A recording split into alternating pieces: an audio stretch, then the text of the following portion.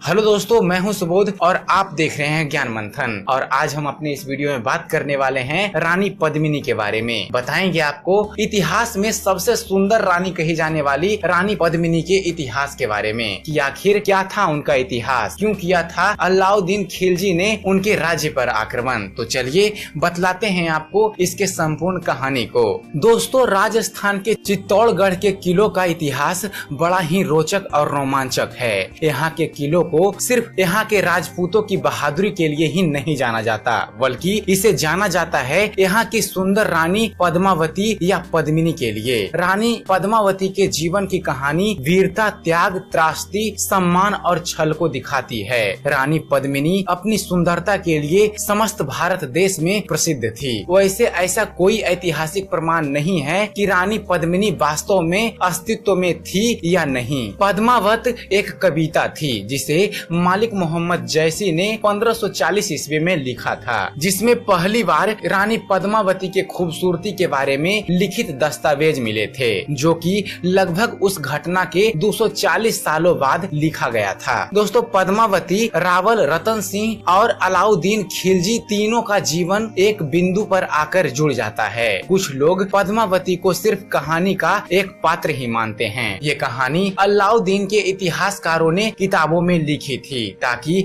वो राजपूत प्रदेशों पर अपने आक्रमण को सिद्ध कर सके। कुछ इतिहासकार इस कहानी को गलत बताते हैं क्योंकि ये कहानी मुस्लिम सूत्रों ने राजपूत शौर्य को उत्तेजित करने के लिए लिखी गई थी, लेकिन राजपूत और हिंदू वंश इस कहानी को एक कहानी नहीं मानते और इसमें बिल्कुल भी विश्वास नहीं करते। दोस्तों, कहानी की सच्चाई चाहे जो भी हो, इस बात का दावा हम नहीं करते, लेकिन रानी पद्मिनी या फिर पद्मावती की कहानी क्या है, इस बारे में जो लिखा और हमने पढ़ा है उसके बारे में हम आपको इस वीडियो में जानकारी दे रहे हैं। दोस्तों, कहानी के अनुसार रानी पद्मिनी के पिता का नाम गंधर्व सेन था और माता का नाम चंपावती था। सिंहल के राजा गंधर्व सेन हुआ करते थे। कहा जाता है कि रानी पद्मिनी बचपन से ही बहुत सुंदर थी और बेटी के बड़े होने पर उसके पिता ने रिवाज के अनुसार उसका स्वयंवर आयोजित किया। इस स्वयंवर में उन्होंने सभी हिंदू राजाओं और राजपूतों को बुलाया। राजा रावल रतन सिंह भी पहले से ही अपनी एक पत्नी नागमती होने के बावजूद स्वयंवर में गए थे।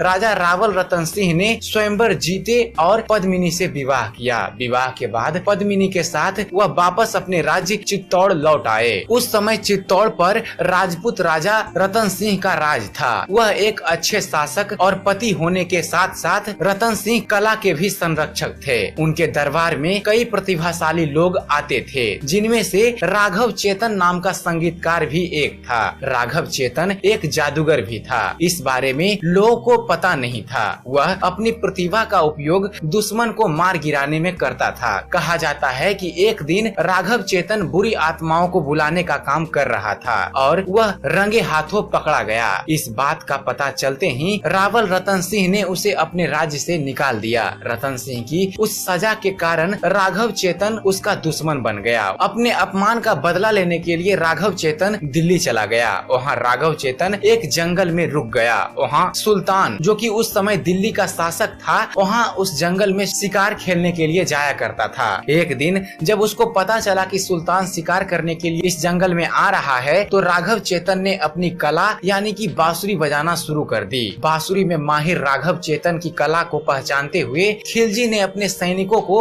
उसे अपने पास लाने को कहा। सुल्तान ने राघव चेतन की प्रशंसा करते हुए उसे अपने दरबार में आने को कहा। राघव चेतन को अपने मकसद में कामयाबी का रास्ता मिल गया और उसने एक तीर से दो निशाने साधने की शुरुआत कर दी। एक अपनी कला के जरिए खिलजी के दरबार में पहुंचा, तो दूसरे रतन सिंह से बदले के लिए खिलजी को उकसाना शुरू किया। बात ना बनने पर राघव चेतन ने सुल्तान से अक्सर रानी पद्मिनी की सुंदरता का बखान किया, जिसे सुनकर खिलजी के भीतर रानी पद्मिनी से मिलने की इच्छा जाग उठी। राजपूतों के बारे में खिलजी पहले से ही जानता था और इसलिए उसने अपनी सेना को चित्तौड़ कूच करने को कहा। कहा जाता है कि खिलजी का सपना रानी पद्मिनी को अपने हरम में रखना था, अर्थात उसे अपना बनाने का था। दोस्तों, तारीफ सुनने के बाद बेचैन सुल्तान खिलजी रानी पद्मिनी के एक झलक पाने को बेताब था। चित्तौड़गढ़ किले की घेरेबंदी के बाद खिलजी ने राजा रतन सिंह को एक संदेशा भेजा। उसने कहा कि रानी पद्मिनी को वह अपनी बहन के समान मानता है और वह उससे मिलना चाहता है। सुल्तान की बात सुनते ही रतन सिंह ने अपना राज्य बचाने के लिए उसकी बात मान ली, लेकिन महाराज रतन सिंह ने एक शर्त रखी। उन्होंने कहा कि वो अपनी पत्नी महारानी पद्मिनी का प्रतिबिंब राजा को आईने में दिखाएंगे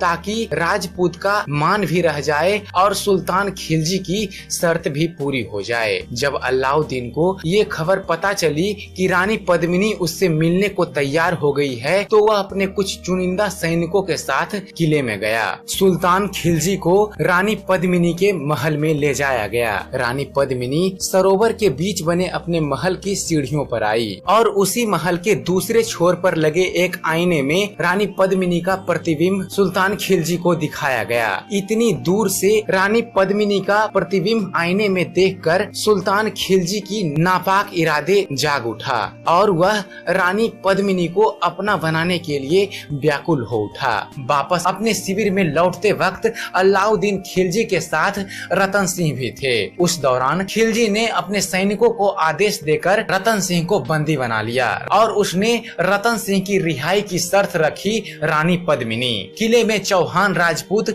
सेनापति गौरा और बादल के सुल्तान को हराने के लिए एक योजना बनाई गई। चित्तौड़गढ़ से खिलजी को यह संदेशा भेजा गया कि सुबह रानी पद्मिनी को सुल्तान को सौंप दिया जाएगा। कहा जाता है कि अगले दिन सुबह भोर होते ही 150 पालकियां किले से खिलजी के शिविर के तरफ रवाना की गई। पालकियां वहां रुक गई जहां पर रतन सिंह को बंदी बनाकर रखा गया था। अचानक इन पालकियों से सहस्त्र सैनिक निकले और अलाउद्दीन खिलजी के सैनिकों पर हमला कर दिया और रतन सिंह को छुड़ा लिया और खिलजी के अस्तबल से घोड़े चुराकर वहां से भाग निकले। बताया जाता है गौरा इस मुठभेड़ की बहादुरी में लड़ते हुए वीर गति को प्राप्त हुआ, जबकि बादल रतन सिंह को सुरक्षित किले तक ले गया। दोस्तों, अपने को अपमानित और धोखे में महसूस करते हुए सुल्तान ने गुस्से में आकर अपनी सेना को चित्तौड़गढ़ किले पर आक्रमण करने का आदेश दे दिया। किला मजबूत था और सुल्तान की सेना किले के बाहर डट गई। खिलजी ने किले की घेराबंदी कर दी और किले में खाद्य आपूर्ति धीरे धीरे समाप्त हो गई। मजबूरी में रतन सिंह ने द्वार खोलने का आदेश दे दिया और युद्ध के लिए खिलजी को ललकारा। रतन सिंह की सेना अपेक्षा अनुसार खिलजी के लड़ाकों के सामने ढेर हो गई और खुद रतन सिंह भी वीर गति को प्राप्त हो गए। ये सूचना पाकर रानी पद्मिनी अर्थात पद्मावती ने चित्तौड़ के औरतों से कहा कि अब हमारे पास सिर्फ दो ही विकल्प हैं, या तो हम जौहर अर्थात आत्मदाह कर लें या फिर विजय सेना के समक्ष अपना निरादर कर दें, उनके हाथों में अपना इज्जत सौंप दें। बताया जाता है कि सभी महिलाओं की एक ही राय थी। कहा जाता है दोस्तों, एक विशाल चिता जलाई गई और रानी पद्मिनी और चित्तौड़ की सारी औरतें उसमें एक एक करके कूद गई। इस प्रकार दुश्मन बाहर खड़े देखते रह गए। जिन महिलाओं ने जौहर किया अर्थात अपना आत्मदहन किया, उनकी याद आज भी लोक गीतों में जीवित है, जिसमें उनके कार्य का गौरव बखान किया गया है। तो ये था दोस्तों रानी पद्मिनी का इतिहास, जो कि किसी गैर पुरुष को अपना इज्जत सौंपने से ज्यादा बेहतर अपना आत्मदहन करना ज्यादा अच्छा समझा।